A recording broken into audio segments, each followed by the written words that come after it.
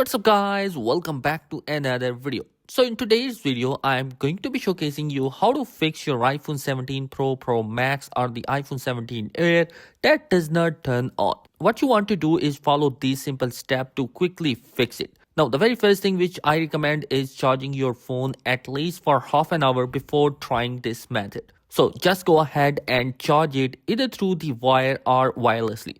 Sometimes this port might not be working, so you might want to try wirelessly just to make sure there is no issue with the charging cable or anything.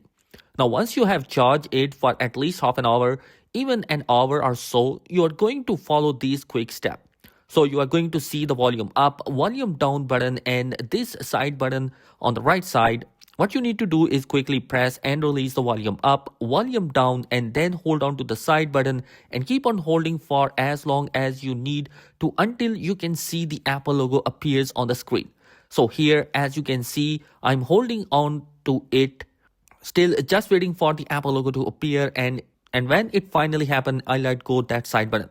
And then keep on trying this method as many times as you need to. Eventually you should see the Apple logo if your phone has charged and it does not have any hardware issue.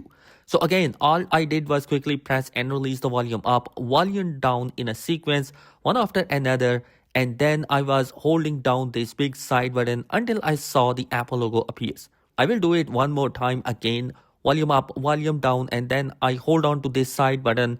And as you can see here, I'm going to do the same thing. The phone is going to go back completely black, which is fine. And then you look for that Apple logo to appear before you let go the side button.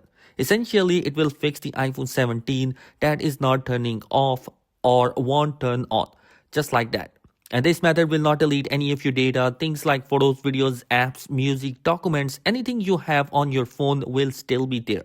It's just basically shutting down the phone software and then reloading the code just like that.